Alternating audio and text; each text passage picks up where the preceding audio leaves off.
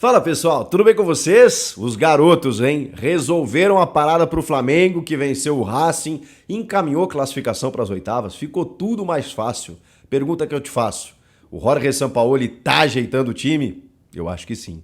Chega mais, eu sou o Chico Garcia, inscreva-se no canal e vamos juntos!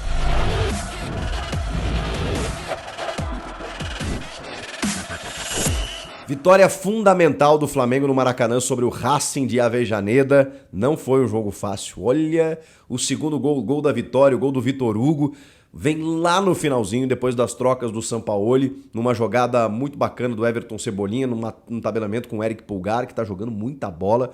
E aí a bola passa do Pulgar, né? Ele passa da bola, na verdade, e ela sobra pro Vitor Hugo, que chuta no cantinho. Não fosse esse gol, olha como a fase de grupos é difícil. A última rodada, ela seria de muita atenção para o Flamengo. Porque o Flamengo teria ficado em 6 pontos, contra 10 do Racing. Racing líder absoluto. O Flamengo ainda permaneceria em segundo com 6. Só que ele teria que vencer o Alcas no Maracanã, né? E ele, se não fizesse isso, poderia ser ultrapassado pelo Nublense. Ficaria bem mais difícil, né? Tudo bem que o Nublense vai enfrentar o Racing fora de casa, né? Então a tendência é que ele não vença. Mas assim, ficaria tudo para a última rodada numa condição de muito nervosismo. Esse gol do Vitor Hugo, ele permite que o Flamengo chegue a 8 pontos, Racing 10, Flamengo 8, Nublense 5. Então agora, mesmo que o Flamengo perca para o Alcas, até perdeu lá na primeira rodada na altitude, mas assim, vamos combinar que agora no Maracanã o Flamengo deve fazer o resultado. Mas se o Flamengo perder para o Alcas no Maracanã, o Nublense tem que vencer o Racing em Avejaneda e tirar uma diferença de saldo de 5. Então assim, é praticamente impossível que o Flamengo não passe pelo menos em segundo no grupo. Agora, dá até para passar em primeiro, mas aí tem que vencer e dar uma secadinha no Racing contra o Nublense, que não é muito fácil não. O Flamengo abre o placar através do garoto Wesley, numa jogadaça, Arrascaeta, Gerson, né, infiltra, cruza para trás, o Pedro tá esperando, o Wesley, que é lateral direito, né, ele faz o recuo, assim, pega toda a defesa desprevenida e chuta de canhota para abrir o placar. Mas o Racing continuou em cima e no segundo tempo, comecinho do segundo tempo, esse bom jogador paraguaio, Matias Rojas, já acertado com o Corinthians, desfere um chute de canhota no ângulo, vencendo o Matheus Cunha e deixa tudo igual. E o jogo estava tudo igual até os minutos finais. Foi um jogo difícil, um jogo truncado, um jogo em que você precisa do resultado, né, mesmo jogando em casa, mas ao mesmo tempo eu consegui ver movimentos muito interessantes do time do Sampaoli. Mesmo quando ele coloca um meio-campo mais, digamos assim, não digo nem conservador, né, mas dentro do imaginário ideal do torcedor rubro-negro, com Gerson, Arrascaeta, Everton Ribeiro, o time tem movimentos, até porque eles se conhecem há muito tempo. O Arrascaeta tá voltando a ser aquele jogador mais dinâmico e mais intenso depois das lesões. O Gerson tem ocupado várias partes do campo e tem se entendido muito com esses jogadores de frente. Mas ao mesmo tempo, hoje você não tinha o Gabigol, por exemplo. O Pedro faz a função da área ali, mas aí você tem uma molecada que entra no segundo tempo, como o Vitor Hugo, que eu falei, como o Matheus França, como o Everton Cebolinha, aí tem a experiência do Vidal também, o Ayrton Lucas, cara, o que o Ayrton Lucas tá jogando, talvez seja o melhor jogador do time, a gente tá falando de um lateral esquerdo, mas ele tem muita velocidade, qualidade técnica, ele consegue drible na velocidade, força física, isso para um lateral, cara, impressionante como ele tem se destacado. A defesa com o Fabrício Bruno e o Davi Luiz, o Fabrício Bruno também tá jogando uma enormidade.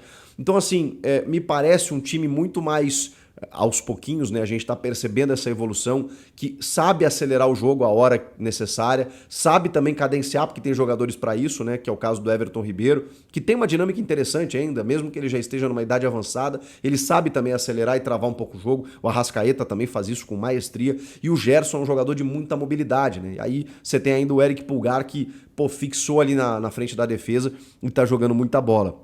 Mesmo que ele joga ao lado do Thiago Maia, ou se você preferir tirar esse jogador e jogar só com o Pulgar, e aí você pode fazer um meio campo mais, né, jogando Pedro e Gabigol, por exemplo, e isso que tem o Bruno Henrique ainda, né, mas você pode botar aí Gerson, Arrasca, Everton Ribeiro, você pode botar toda essa galera e ainda tem pro segundo tempo Vitor Hugo, Matheus França, Everton Cebolinha, toda essa galera aí pro Sampaoli poder utilizar. E Vale lembrar que ainda tem uma janela de transferências que abre no dia 3 de julho e é onde o Flamengo deve incrementar o seu elenco. Seja com o Luiz Araújo, que já está contratado, seja com o De La Cruz, né, esse uruguaio do River Plate, irmão do Carlos Sanches, que é bom demais e que tem essa capacidade técnica de marcação e chegada à frente, e que vai entrar como uma luva, por exemplo, para ser um cara mais ou menos do que o Vidal, né? Não conseguiu ser por questões físicas e tal, né? Já chegou num outro estágio aqui, apesar da qualidade técnica indiscutível que ele tem, né? Mas aí chega o De La Cruz com sangue novo, digamos assim. Então,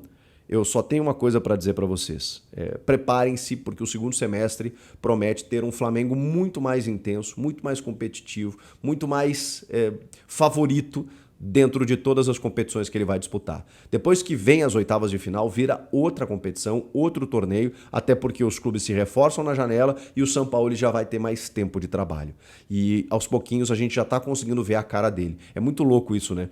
Porque o Vitor Pereira em nenhum momento conseguiu dar uma cara pro Flamengo. Pelo contrário, ele mudava tanto o time, ele tentava tanta coisa no desespero, porque ele já chegou disputando títulos, e esse foi o ônus, né, da diretoria ao trocar de técnico no momento que você tinha decisões ali no começo da temporada, que ele não conseguiu dar um padrão. E o Sampaoli, cara, tem conseguido. A gente olha pro time e vê exatamente aquilo que ele quer, que é dinamismo, intensidade, passes curtos, ultrapassagens, né? Essa movimentação muito rápida dos jogadores, e você não vai conseguir isso com aquele elenco dos jogadores mais veteranos, mais renomados. Você precisa dar uma mesclada, e isso ele tem feito muito bem. É claro que os resultados nem sempre aparecem, né? E na Libertadores nem sempre você vai ter facilidade. Esse Racing é muito bom time, muito bem treinado. Então, o importante hoje era vencer, até porque o Flamengo não começou bem a Libertadores, né? Então agora já está se, digamos assim, né, se encaixando, evoluindo, conquistando os resultados e está na próxima fase. E aí na próxima fase a conversa é outra. O que vocês estão achando do Mengão? Comenta aqui, inscreva-se no canal e eu volto na próxima. Tchau!